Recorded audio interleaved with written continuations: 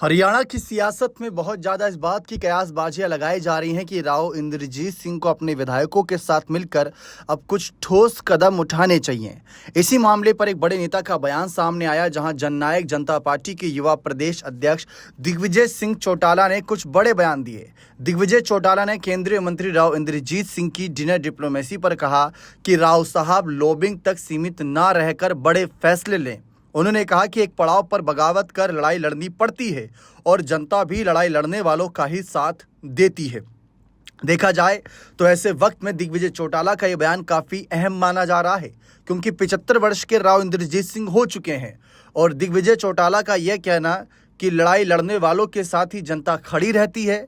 और देखा जाए तो राव साहब कांग्रेस के साथ थे, जो पद उनको वहां पर मिले हुए थे वही पद यहां पर भी मिले हुए हैं।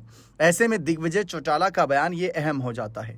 इसके साथ साथ कांग्रेस की गुटबाजी पर बोलते हुए दिग्विजय ने कहा कि पूर्व मुख्यमंत्री भूपेंद्र सिंह हुड्डा ने पुत्र मोह में पूरी कांग्रेस को डुबो कर रख दिया। उन्होंने कहा कि चुनाव के दौरान हुड्डा अगर कुमारी शैलजा जैसे नेताओं को साथ लेकर चलते और विरोधी गुट के कांग्रेस उम्मीदवारों के सामने अपने उम्मीदवार न उतारते तो आज भाजपा खत्म हो चुकी थी।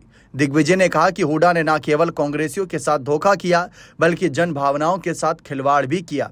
साथ ही उन्होंने कहा कि पार्टी कार्यकर्ता प्रदेश में जरूर बदलाव आएगा, दुष्यंत सीएम बनेगा और फिर गरीब किसान का मेरे वर्ग की सरकार होगी। दिग्विजय चौटाला ने यह भी कहा कि पूर्व उप मुख्यमंत्री दुष्यंत चौटाला ने गठबंधन सरकार के दौरान बिना भेदभाव अनेक ऐतिहासिक विकास कार्य किए, जिससे हर वर्ग को लाभ पहुंचा और प्रदेश तेजी से प्रगति के पथ पर चला। लेकिन मौजूदा सरकार ने तमाम जन सुविधा की व्यवस्थाओं को ठप करके छोड़ दिया। अब आप में से कितने लोगों को लगता है कि दिग्विजय चौटाला ने जो बात करी राव साहब को लेकर कि एक वक्त में ऐसा पड़ाव जरूर आता है जब आपको बगावत कर लड़ाई लड़नी पड़ती है, तो क्या राव इंद्रजीत सिंह के सामने वही वक्त है? क्योंकि 12 विधायकों के साथ डिनर पार्टी रखी जिसमें कांग्रेस की विधायक भी थी, लेकिन फिर विधायकों से सफाई देने को कहा गया और ये भी कहा गया कि यहाँ पर सफाई देने से कुछ नहीं होगा, दिल्ली आला कमान के सामने सफाई दीजिएगा। तो क्या राव साहब के कहीं ना कहीं करीबियों को टारगेट किया जा रहा है?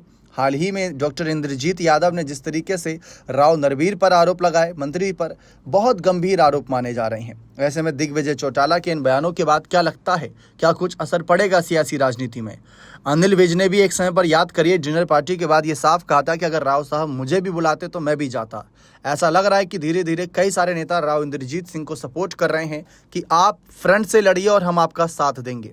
इस पर आपकी क्या राय है? अपनी राय कमेंट सेक्शन में अवश्य दीजिएगा। बहुत बहुत शुक्रिया।